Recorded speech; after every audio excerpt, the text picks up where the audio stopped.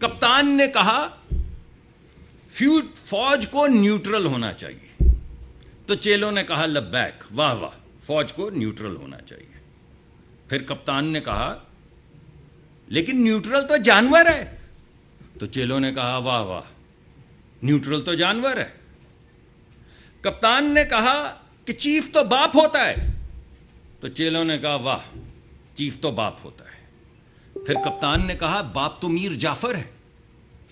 تو چیلوں نے کہا لبیک لبیک، واہ واہ، یہ بات تو ٹھیک ہوئی کہ باپ تو میر جعفر ہے. باپ کون ہے؟ میر جعفر ہے. پھر کپتان نے کہا امریکہ سازش کر رہا ہے فوج ہمیں بچائے. یاد ہے نا آپ کو؟ سب کو یاد ہے نا یہاں پہ بیٹھے لوگوں کو کہ امریکہ سازش کر رہا ہے، سائفر لہرایا، اور فوج ہمیں بچائے. تو لوگوں نے کہا کہ امریکہ تو سازشی ہے، ہمارے ملک کے خلاف ہے، ہمارے ملک کے خلاف اس نے اعلان جنگ کیا ہے، ہمارے آئین کو پامال کیا ہے، ہماری پارلیمان کو پامال کیا ہے، فوج ہمیں بچائے. پھر کہا کپتان نے کہ فوج ہمیں برباد کر رہی ہے، امریکہ بچائے. تو لوگوں نے کہا ہاں، آپ نے دیکھا انہوں نے ریزولوشن پاس کی امریکہ نے، اور ہر جگہ ڈنکا بجایا گیا اس کا کہ فوج ہمیں برباد کر رہی، کون بچائے؟ امریکہ بچائے.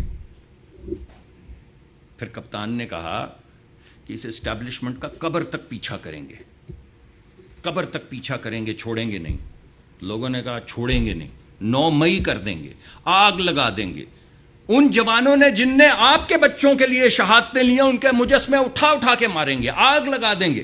بالکل 9 مئی کر دیں گے. اور ابھی مان بھی گئے. ابھی آپ نے انہوں نے دیکھا، انہوں نے ابھی ایک بیان دیا کہ ہاں میں نے کہا تھا کہ ذرا ہلا گلا تھوڑا سا ہی آپ کے سامنے آ گیا 9 مئی کا ہلا گلا. کپتان مانا کہ میں نے کہا تھا.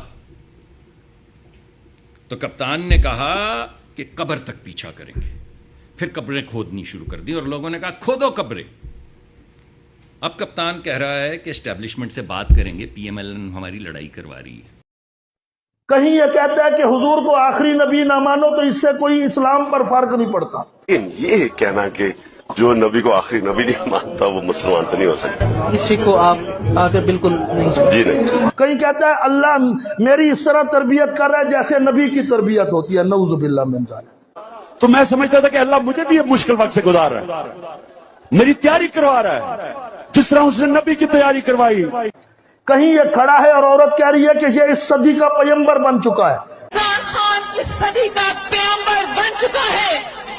تمہیں کچھ بھی نہیں ہوا. اس طرح اس نے اسلام کا مذاق اڑایا. ایک عورت کہتی ہے اے اللہ مجھے حج بھی نہ کرا، عمرہ بھی نہ کرا، عمران خان کو دیکھ لوں بس میری